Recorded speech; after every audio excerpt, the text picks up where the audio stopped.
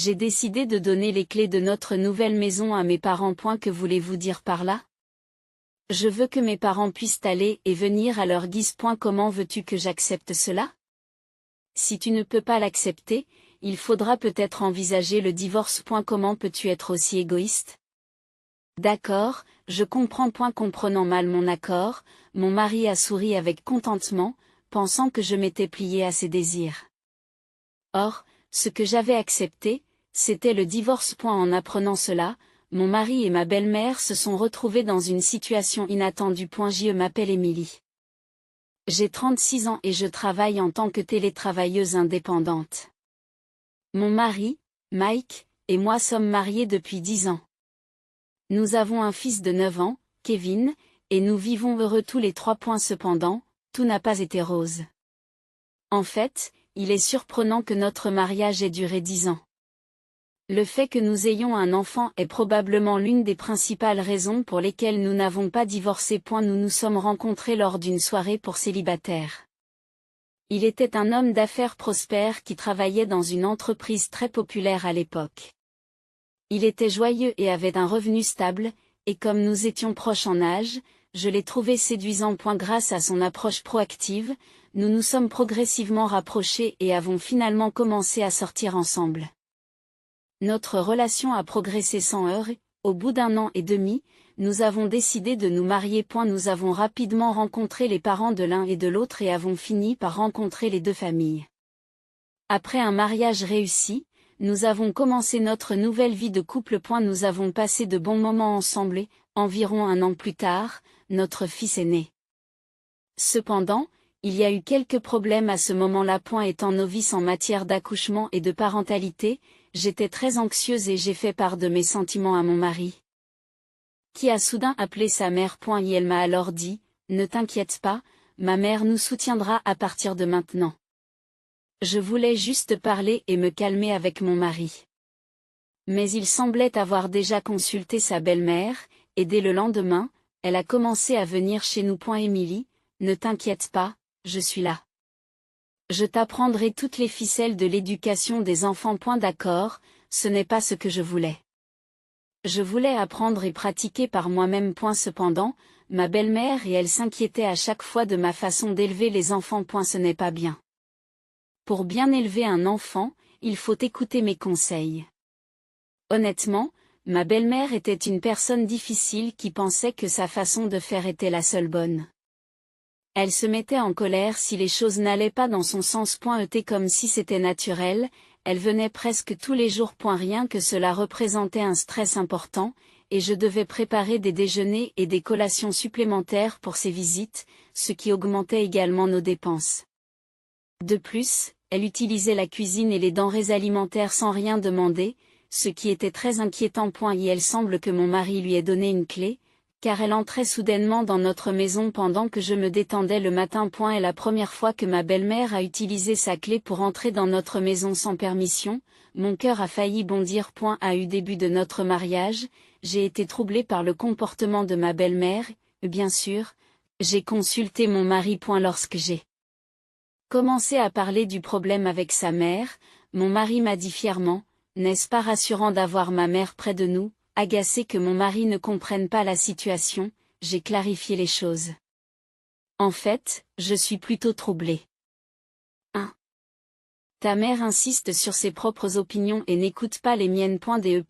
Elle mange beaucoup au déjeuner et je dois toujours avoir des collations en réserve. En entendant cela, mon mari est devenu mécontent. Qu'est-ce que tu racontes? Ma mère fait tout cela pour notre bien. Ce n'est pas une façon de parler d'elle. Elle m'a bien élevée, elle ne nous donne pas de mauvais conseils. Il est normal de la distraire puisqu'elle nous aide. Cela vaut la peine de la payer pour son aide. Mais ce n'est pas la peine de payer. Tu es trop ingrat. Tu dois changer d'attitude. Je dirais à ma mère d'être plus stricte avec toi. Qu'est-ce qu'il y a? Non.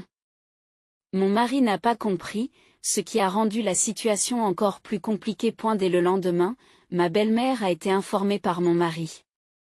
Elle est devenue encore plus sévère avec moi. C'était plus qu'un simple conseil. Cela ressemblait à du harcèlement.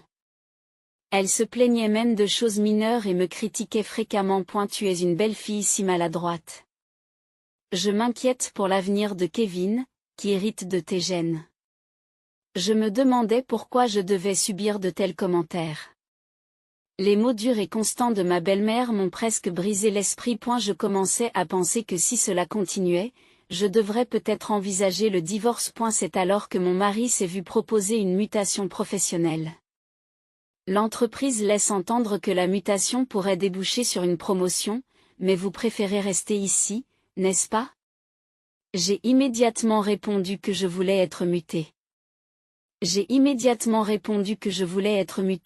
Quoi, si nous restons ici, nous pourrons aussi obtenir l'aide de maman. Ce n'est pas grave. De toute façon, j'ai pensé à reprendre le travail. Je vois. Si vous le dites, nous devrions peut-être être mutés. Le transfert de mon mari a été une grande joie pour moi. Ce doit être un cadeau de Dieu. Heureusement, je peux travailler à distance, je ne suis donc pas limitée par le lieu. C'est pourquoi je peux faire preuve de souplesse en ce qui concerne la mutation de mon mari. Et puis nous avons déménagé dans un autre état. Et si vous déménagez loin? Je ne pourrai pas m'occuper de vous. Ma belle-mère a dit cela avec regret, mais j'étais intérieurement ravie. Sans elle, nous pouvions vivre plus sereinement. Puis, une nouvelle journée a commencé pour nous trois.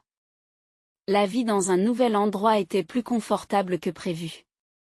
Les jours sans ma belle-mère sont encore plus agréables. Je dépose mon fils à la crèche, je me concentre sur mon travail à la maison et je gère le ménage. Je peux finir de préparer le dîner avant d'aller chercher mon fils. Tout se passe selon mes propres horaires et je peux passer mon temps librement. C'est un vrai bonheur. J'ai pu passer de nombreux moments agréables avec mon fils, rien que tous les deux. Nous avons passé des moments agréables à nous promener dans le parc et à faire du shopping. Lorsque mon mari rentrait à la maison, le dîner était prêt et nous pouvions manger un bon repas en famille. C'était la scène familiale dont j'avais toujours rêvé, contrairement aux tâches ménagères supervisées par ma belle-mère. Aujourd'hui, je me sens heureuse. Je souhaite sincèrement rester ici pour toujours.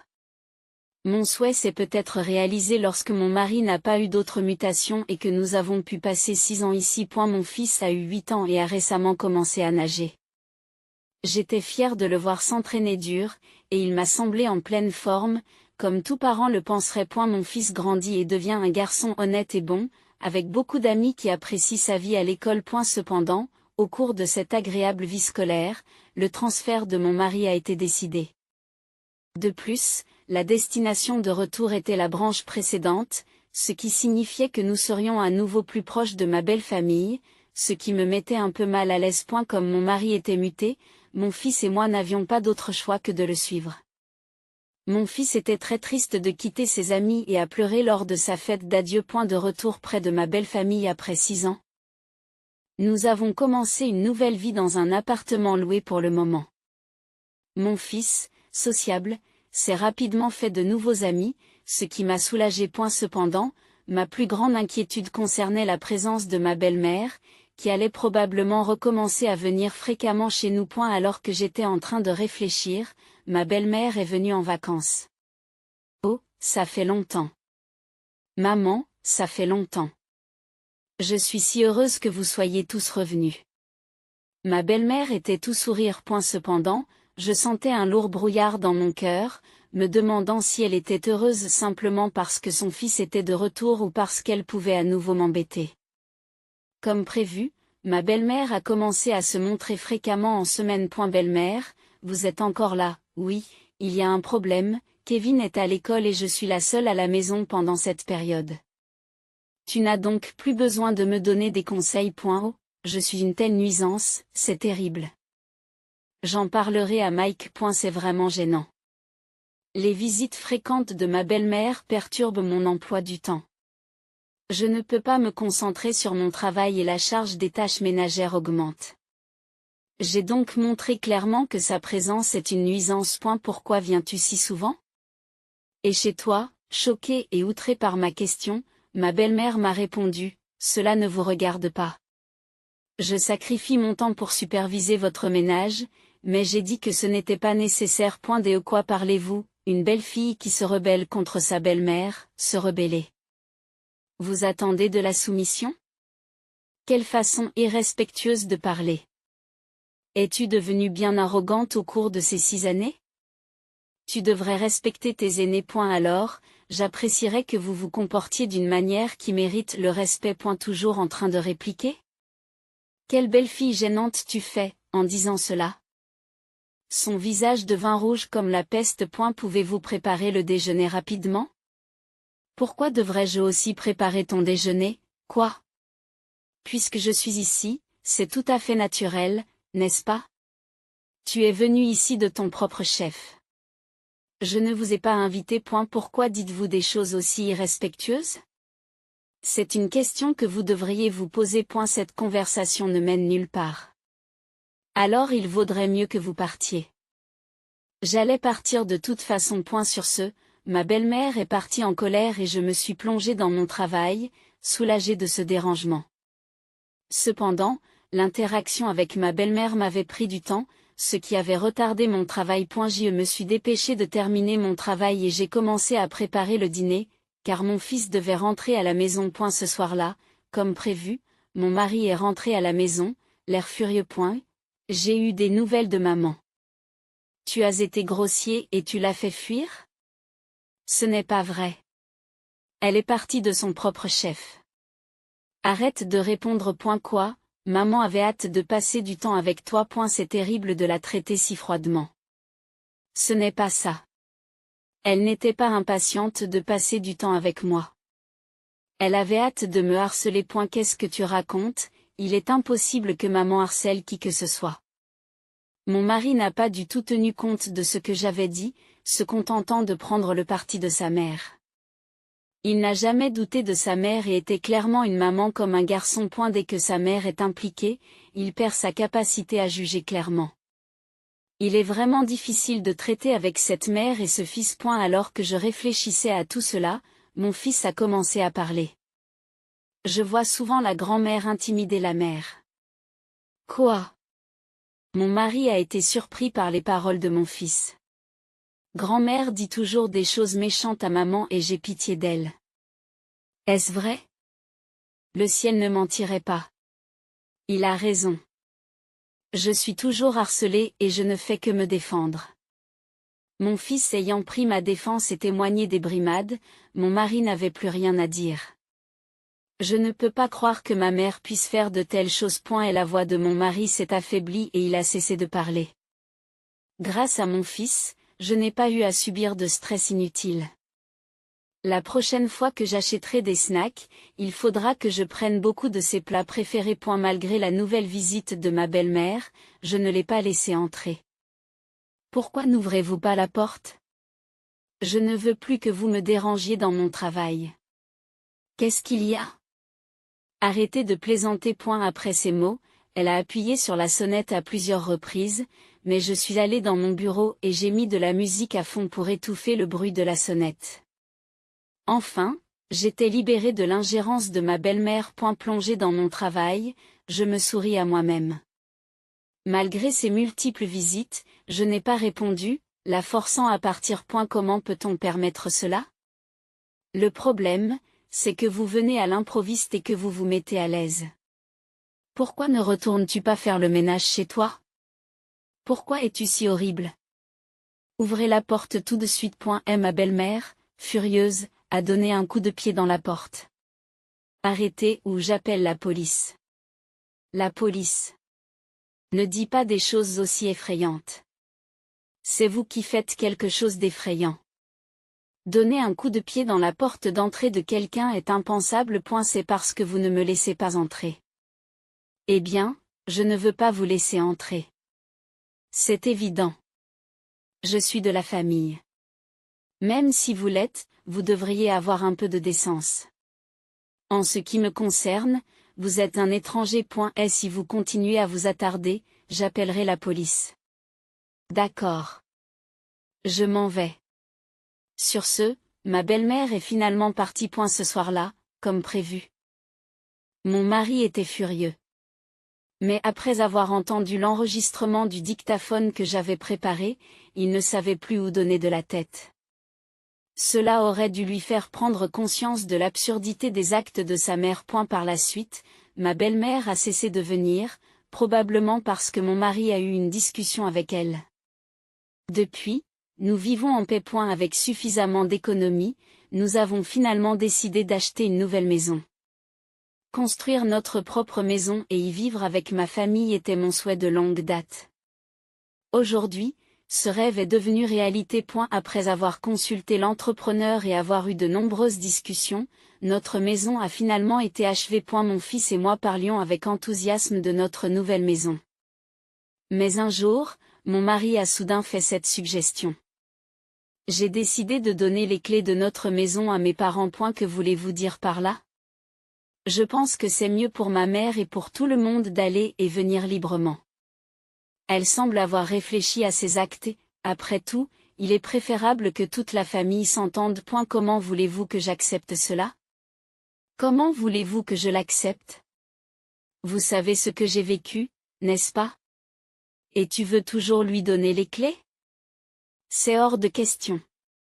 Si tu ne peux pas l'accepter, il faudra peut-être envisager le divorce. Mon mari, rouge de colère, a dit cela et a claqué la table.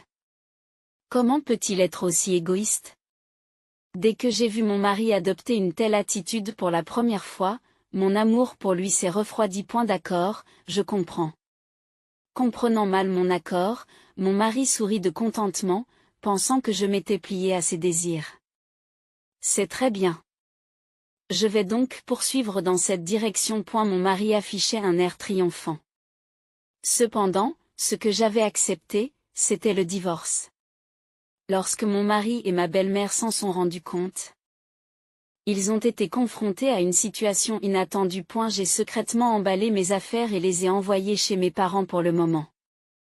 Puis, avant le jour prévu pour le déménagement avec mon mari, j'ai demandé au déménageur de venir chez mes parents et de transférer toutes les affaires dans la nouvelle maison. J'étais en train de déballer mes affaires dans la nouvelle maison avec mes parents lorsque j'ai reçu un appel de mon mari. Qu'est-ce qui se passe? Pourquoi les affaires de Kevin et les tiennes ne sont pas là? C'est parce que nous avons déjà déménagé dans la nouvelle maison. Qui? Le déménagement n'était-il pas prévu pour la semaine prochaine? Pourquoi fais-tu les choses de ton côté? Parce qu'on va divorcer. Quoi? C'est toi qui as parlé de divorce si je n'étais pas d'accord? Tu te souviens? Tu as dit d'accord aussi. Oui, j'ai accepté le divorce. Je ne peux pas accepter ça. Ce n'est pas possible. L'appel s'est terminé là et environ 30 minutes plus tard, j'ai entendu le bruit de quelqu'un qui essayait d'ouvrir la porte de la maison. Mon mari et ma belle-mère étaient venus. J'ai laissé la chaîne de verrouillage en place et j'ai entrouvert la porte. Pourquoi la clé ne fonctionne-t-elle pas? Qu'avez-vous fait à la maison de Mike? Proteste-t-il bruyamment. J'ai dit calmement, il semble qu'il y ait un gros malentendu, mais c'est ma maison. Qu'avez-vous dit? Ma belle-mère s'est montrée choquée et incrédule. Vous ne le saviez peut-être pas, mais j'ai acheté cette maison avec l'argent que j'ai gagné en tant qu'ingénieur. Par conséquent, la maison est à mon nom et j'ai le droit de changer les serrures. Ce n'est pas possible. C'est incroyable. Mike, c'est un mensonge, n'est-ce pas? C'est bien ta maison, n'est-ce pas? Mon mari, confronté à la question de sa mère, baisse les yeux, incapable de répondre. C'est vraiment ça? Comprenant la vérité, ma belle-mère s'est effondrée sur place. Maintenant que vous avez compris, vous voulez bien partir, Émilie. Attends. Je n'accepte pas ce divorce. J'ai le droit de vivre ici. Je ne dirai plus que je donne les clés à maman. Laisse-moi entrer. Non, je ne peux plus te faire confiance. À partir de maintenant, nous communiquerons par avocat interposé. Si vous insistez pour rester, j'appellerai vraiment la police. Sur ce, mon mari et ma belle-mère se sont retirés précipitamment. Par la suite, grâce à un avocat, j'ai pu obtenir le divorce de mon mari en douceur. En outre, j'ai réussi à assurer les frais d'éducation de mon fils. À la suite de cet incident, mon ex-mari et mon ex-belle-mère ont perdu la faveur du public. L'ex-belle-mère et l'ex-belle-père ont tous deux été mis à la porte de la maison. J'ai entendu dire qu'ils sont maintenant obligés de vivre chichement dans un appartement modeste. Ils l'ont cherché et c'est bien fait pour eux. Pendant ce temps, je mène une vie heureuse avec mon fils. Dans un avenir proche, j'ai l'intention d'inviter mes parents à vivre avec nous. Mon fils adore mes parents et les jours passés avec eux seront certainement remplis de joie. À l'avenir, je continuerai à travailler dur et à soutenir le développement de mon fils de toutes mes forces. Combien voulez-vous ? Combien voulez-vous ? Nous sommes prêts à payer, alors réglons cela. Et si j'ai paniqué, c'est parce qu'au moment où je suis entrée dans la chambre d'hôpital, elle a prononcé des mots auxquels je ne m'attendais pas. Attendez, quoi ? Mia, tu es sérieuse dans ce que tu viens de dire ? Oui, je le suis. Explique-toi. Ils nous ont tellement maltraités que cela a failli déboucher sur une tragédie. Il était clair qu'ils se moquaient de nous. Après avoir fait quelque chose d'aussi terrible, ils veulent s'arranger avec de l'argent ? Je ne peux pas l'accepter d'arrangement. Mia, assumez vos responsabilités comme il se doit. C'est incroyable. Tu es toujours aussi têtu. Tu ne sais pas ce qui pourrait arriver si tu nous mets en colère. N'en rajoute pas, réprimant ma colère. J'ai continué à discuter avec ce couple effronté et sans vergogne. Je pense que nous en avons assez entendu. Mon mari est intervenu dans la discussion. Je n'avais jamais vu une expression aussi effrayante sur le visage de mon mari. Mia, tu as toujours cru que l'argent pouvait tout résoudre depuis le lycée. Tu n'as pas changé. Tout le monde veut de l'argent, n'est-ce pas ? Ai-je tort ? C'est vrai. Tant que tu as de l'argent, tu peux tout résoudre.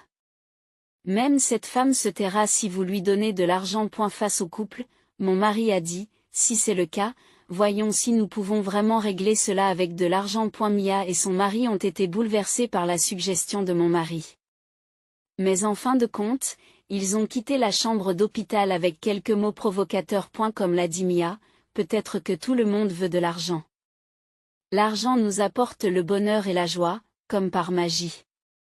C'est la seule chose qui ait un tel pouvoir magique dans ce monde. Mais, comme l'a dit mon mari, il y a des choses que l'argent ne peut pas résoudre ou acheter.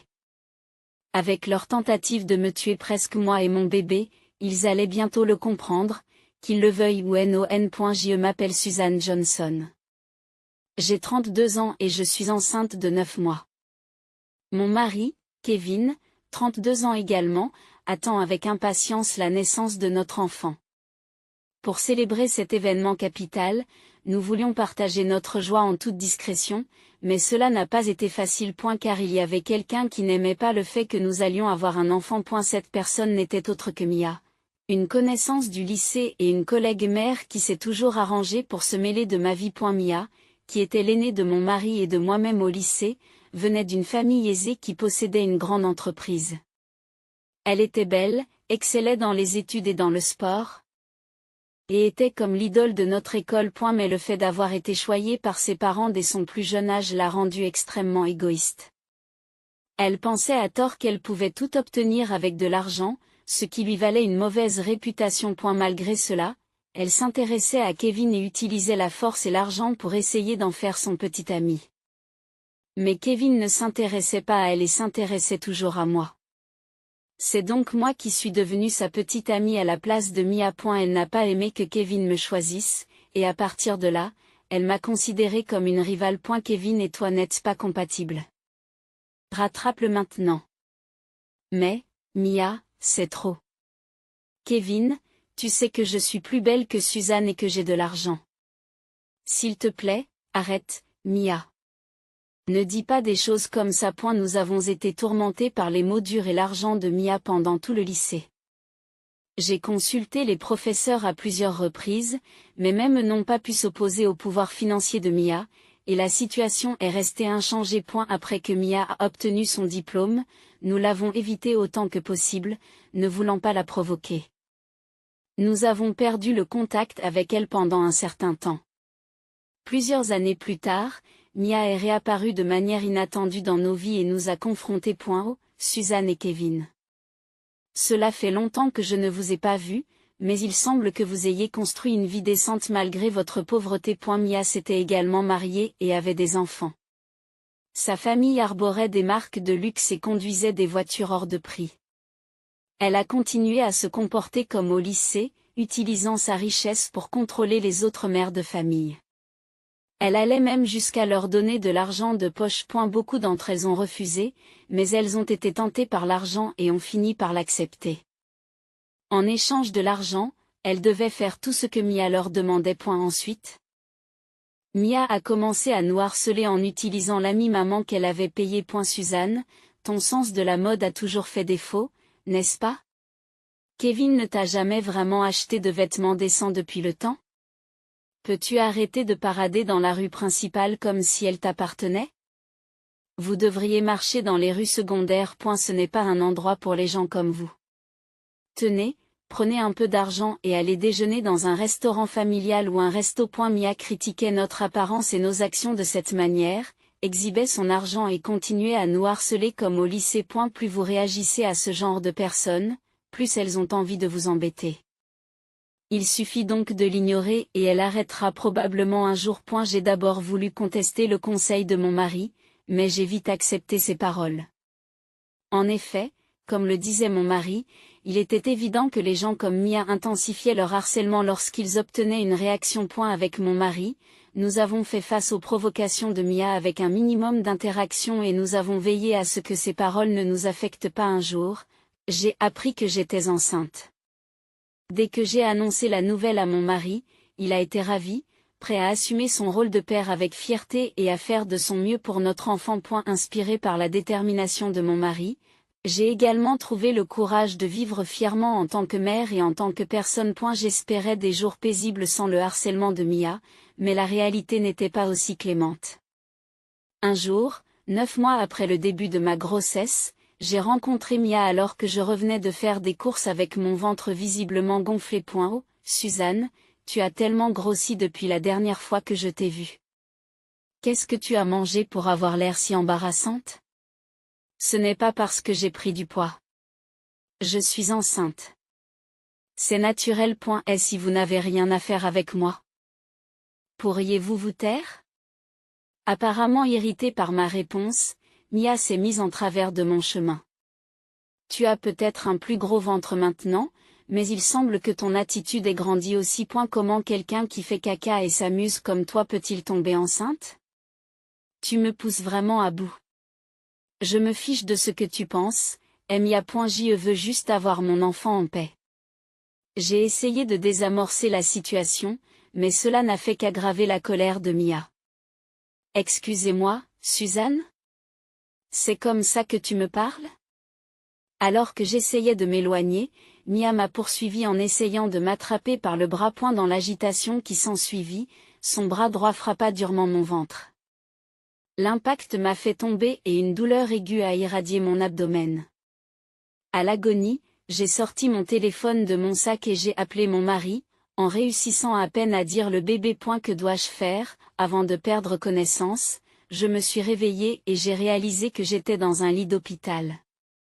Bien au chaud sous une couverture électrique, une perfusion de 4 dans le bras, j'ai entendu des voix familières tout près de moi. En me retournant, j'ai vu mes amies, Olivia et Emma, assises à côté de moi. Pourquoi êtes-vous là? Mon bébé va bien? Ne bougez pas, Suzanne. Tu dois te reposer. J'ai essayé de me redresser, mais j'ai été arrêtée par une douleur aiguë dans mon ventre. Olivia et Emma ont essayé de m'aider à m'allonger, et c'est alors que j'ai remarqué que mon ventre avait rétréci. Une infirmière m'a informé que j'avais accouché prématurément peu après avoir perdu connaissance et qu'ils avaient pratiqué une césarienne d'urgence. Le bébé était en couveuse en raison de sa prématurité, mais il était heureusement en bonne santé. Mon mari, sentant l'urgence de mon appel, s'est précipité. Il avait été informé de ce qui s'était passé par Olivia, Emma et le médecin traitant, et il était furieux. À ce moment-là, suivant les conseils d'Olivia et d'Emma de prendre beaucoup de repos, j'ai décidé de me concentrer sur mon rétablissement afin de pouvoir voir le bébé dès que possible. Cependant, le lendemain, un couple inattendu est venu dans ma chambre d'hôpital. Mia et son mari, Matt, Mia, quelle audace de ta part. Juste pour être sûr, pourquoi êtes-vous ici? Olivia et Emma ont dévisagé le couple d'un air sévère. Cependant, ils s'approchèrent de mon lit comme s'ils ne les avaient pas vus. Quelle audace de leur part de faire irruption dans ma chambre sans frapper, surtout après ce qu'elle m'avait fait subir. Je me sentais tellement dégoûtée que je n'ai pas pu m'empêcher de tordre mon visage de répulsion. C'est alors que le couple grossier a soudain fait une proposition incroyable. Nous allons être directs. Combien voulez-vous? Pardon? Combien voulez-vous? Je propose de payer, alors réglons ça. Dès qu'ils sont entrés dans la pièce et qu'ils ont prononcé ces mots inattendus, j'ai paniqué. Attendez, quoi? Mia, tu es sérieuse dans ce que tu viens de dire? Oui, je le suis. Explique-toi. Ils avaient été à deux doigts de provoquer une tragédie majeure, et la façon dont ils nous traitaient était évidente. Suggérer de régler tout cela avec de l'argent après tout ce qu'ils ont fait était impensable. Je ne peux pas accepter un règlement. Mia, prends tes responsabilités. Mais au lieu d'écouter, Mia et Matt ont continué à s'insulter. C'est incroyable. Tu es toujours aussi têtu. Tu ne sais pas ce qui pourrait arriver si tu nous mets en colère. N'insiste pas. Il ne s'agit pas d'être têtu. Tu devrais arrêter de faire des affirmations ridicules et de nous regarder de haut. Oui, Mia. As-tu oublié ce que tu as fait à Suzanne? Un faux pas, et le problème aurait pu être bien plus grave. Le bébé de Suzanne était vraiment dans son ventre, et tu les as mis en danger sans réfléchir. Et maintenant, vous offrez de l'argent comme si tout allait bien? Ne devriez-vous pas être reconnaissante? Acceptez l'arrangement avant de nous mettre encore plus en colère. Sachez où vous êtes. C'est comme si vos parents ne vous avaient rien appris. Olivia et Emma, d'accord avec moi, réprimandèrent Mia et Matt, qui devinrent encore plus furieux et se déchaînèrent non seulement sur moi, mais aussi sur eux. Alors que tout le monde oubliait qu'ils se trouvaient dans un hôpital et se disputaient, la porte de la chambre s'ouvrit lentement en grinçant. Je comprends ce que vous essayez de dire, mais il n'est pas question de résoudre ce problème avec de l'argent. Mon mari parlait d'une voix calme mais ferme. Olivia et Emma le regardent avec surprise. Mia et Matt ne s'attendaient pas à le voir, et sa fureur sans précédent les fit reculer. Voir ce côté de mon mari était nouveau pour moi. Olivia et Emma. Sa colère nous a laissés sans voix. Mon mari s'est approché de Mia et Matt et leur a dit d'un ton puissant, « Mia, depuis le lycée, tu as toujours cru que l'argent pouvait tout résoudre. Vous n'avez pas changé. Tout le monde veut de l'argent, n'est-ce pas? N'ai-je pas tort? Eh bien, tout le monde veut de l'argent. Il y a des choses qu'il ne peut pas acheter ou des problèmes qu'il ne peut pas résoudre. Cet incident en est le meilleur exemple.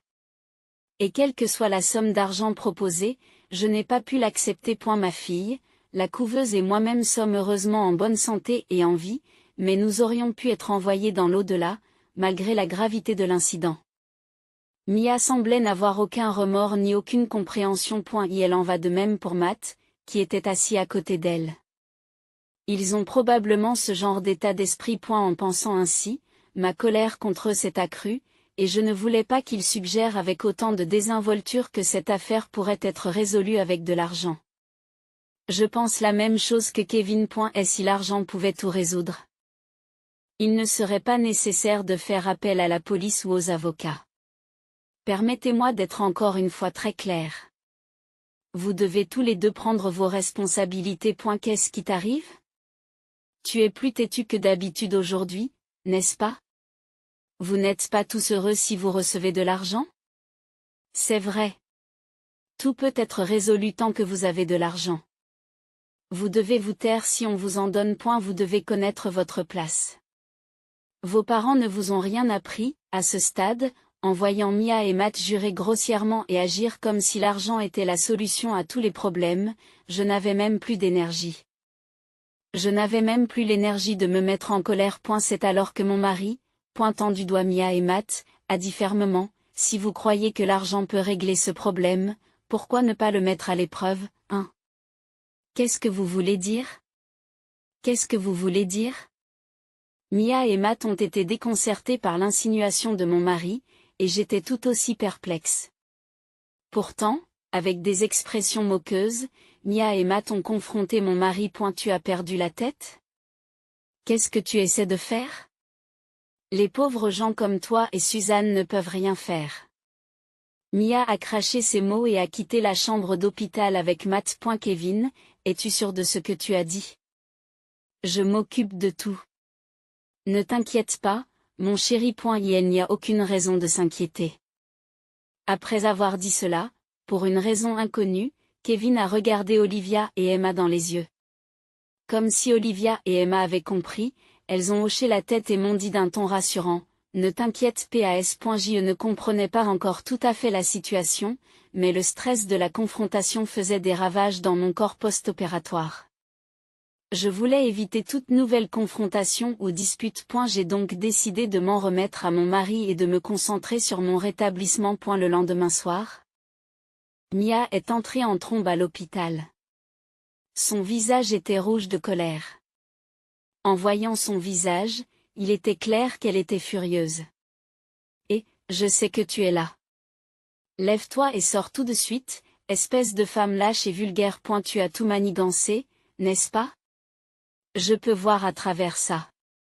Les infirmières à l'extérieur de la chambre d'hôpital se disputaient avec elle tandis qu'elle continuait à crier.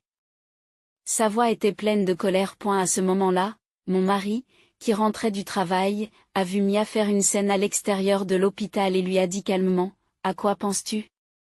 En faisant irruption dans l'hôpital et en criant comme ça, tu as perdu la tête? » Mia a explosé de rage contre lui. Je sais tout. À cause d'un simple désaccord, tu as décidé d'impliquer la police et les avocats. Tu as décidé d'impliquer la police et les avocats. Suzanne et toi avez orchestré tout cela, n'est-ce pas? Juste parce que vous dites des choses étranges. Pour une femme délirante comme vous, c'est probablement la réponse la plus efficace et la plus appropriée. Quoi? Vous manquez d'égard envers les autres patients. Maintenant, partez. Présentez vos excuses au poste de police. Au mot de Kevin, la colère de Mia s'est intensifiée et elle a essayé de s'approcher de ma chambre. Mais elle a été arrêtée par les agents de sécurité, alertée par l'agitation. Sa voix s'est affaiblie, sans doute parce qu'elle a été escortée hors de l'hôpital. Je pouvais entendre les sirènes et les cris de Mia à l'extérieur, suggérant que Kevin l'avait dénoncé et que la police l'emmenait. Ce soir-là, j'ai reçu un appel de Matt. J'ai une demande à faire. S'il te plaît, n'aggrave pas la situation et ne m'implique plus. Je divorce. Je ne te ferai plus rien, s'il te plaît. Il a appelé de nulle part, en tenant des propos incompréhensibles et en agissant de manière égoïste. Si la femme est comme elle est, le mari l'est aussi. J'entendrai les détails plus tard. Arrêtez de m'ennuyer avec vos affirmations égoïstes et sans fondement. Après lui avoir raccroché au nez, j'ai immédiatement bloqué son numéro et j'ai pu enfin m'installer dans le repos paisible qui a suivi. Plus tard, j'ai appris que Kevin avait des amis proches, dont les maris d'Olivia et d'Emma. Par coïncidence, le mari d'Olivia était policier et celui d'Emma journaliste. Après l'incident avec Mia et Matt à l'hôpital, Kevin leur avait demandé de l'aide. Ils ont accepté avec plaisir. Olivia et Emma ont également offert leur aide, car elles étaient furieuses des actes de Mia. Dans un premier temps, Kevin a déposé une plainte pour coups et blessures contre Mia, ce qui, grâce aux relations d'Olivia avec la police, a conduit à son arrestation. A eu cours de l'interrogatoire mené par Emma, qui est avocate, Mia tente désespérément de se défendre. Cependant, Olivia avait enregistré la conversation à l'hôpital et l'avait présentée comme preuve. Grâce aux témoignages complémentaires d'Olivia et d'Emma, Mia a été reconnue coupable et condamnée à payer une lourde indemnité. Grâce au mari d'Emma, l'affaire a été publiée dans le journal. En conséquence, Mia, mais aussi sa famille, ont subi un coup dur. Il a été révélé que ses parents avaient détourné des fonds de l'entreprise pour couvrir les méfaits de leur fille, plongeant leur entreprise dans la crise. Quant à Matt, il a agi de manière égoïste, profitant de la puissance financière de Mia, ce qui a donné une mauvaise image de lui à tout le monde.